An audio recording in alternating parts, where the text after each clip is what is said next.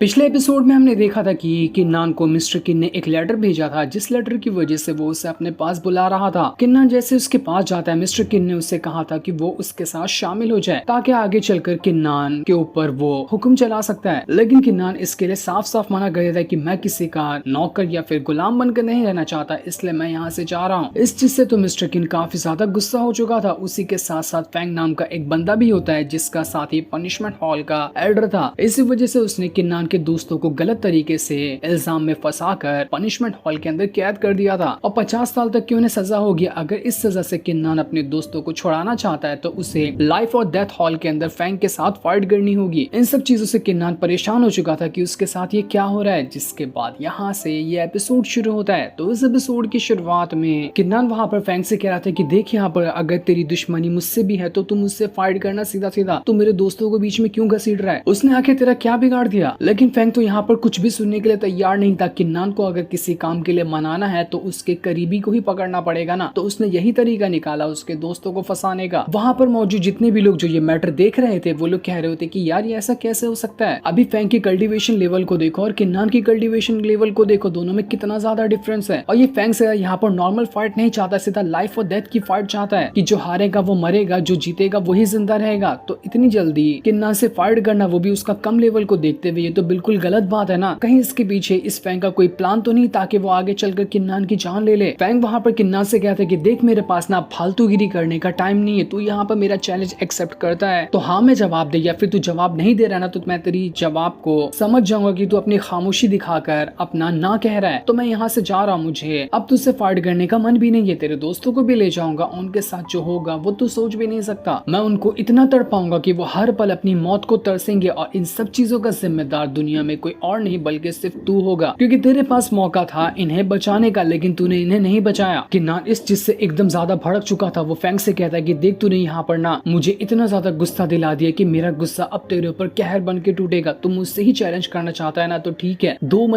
महीने का मैं टाइम देता हूँ। आज से ठीक 2 महीने का दिन जिस दिन पूरा होगा ना उसी दिन मैं आ जाऊंगा लाइफ और डेथ हॉल के अंदर। तेरे अंदर जिगरा होगा तो तू वहां पर आ जाना और मुझसे फाइट कर लेना। मैं आज खुलेआम बोलता हूँ कि मैंने तेरा चैलेंज एक्सेप्ट किया, तुझे तेरी औकात मैं उसी लाइफ और डेथ हॉल के अंदर दिखा दूंगा। ये सुनकर फैंग कहता है वाह बढ़िया, तेरी लाइन सुनकर तो मेरा दिल खुश हो गया। ठीक है फिर जा, तुझे 2 महीने का टाइम दिया, 2 महीने के अंदर जितना हो सकता है उतना कल्टीवेशन कर ले, उसके बाद आ जाना लाइफ और डेथ हॉल के अंदर। वो जो फाइट होगी वो बड़ी टॉप लेवल की होने वाली है जो कि कुछ एपिसोड बाद हमें दिखाई जाएगी। अब इस चैलेंज के बारे में गोंग युवान को जैसे ही पता चला था वो किन्नान के पास आकर कहता है कि अरे यार तुमने कैसा फैसला ले लिया, तुम समझ नहीं रहे थे क्या। वो जो फैंग था ना उसे 100% मैं कह सकता हूँ कि मिस्टर किन ने भड़काया होगा तुम्हें चैलेंज करने के लिए। तो तुम ऐसे फालतू इंसानों के साथ चैलेंज कैसे कर सकते हो, इससे तुम्हें नुकसान भी हो सकता है। लेकिन किन्नान कहता है यार मैं तुम्हें क्या बताऊं, उसने तो मेरे दोस्तों को कैद कर लिया था। अगर मैं उसका चैलेंज एक्सेप्ट नहीं करता ना तो वो मेरे दोस्तों को नुकसान पहुंचा देता, जो चीज मैं कभी गवारा नहीं कर सकता कि मेरी वजह से मेरे दोस्तों को नुकसान हो। इसलिए उसने मुझे इतना मजबूर किया कि मुझे उसका चैलेंज एक्सेप्ट करना ही पड़ा। छोड़ो वटाओ, क्या ही कर सकते हैं, मैं भी देखूं जरा कि वो इतना ज्यादा जो उछल रहा है वो क्या ही उखाड़ सकता है। 2 महीने में तो मैं उससे उसकी औकात दिखा ही दूंगा। 2 महीने काफी हो जाते हैं खुद के कल्टीवेशन पावर को इंक्रीज करने के लिए, इसलिए मैं 2 महीने में अच्छा खासा प्रिपेयर कर लूंगा खुद को उस चैलेंज के लिए। गोंग युवान कह रहा था कि तुम्हें नहीं पता कि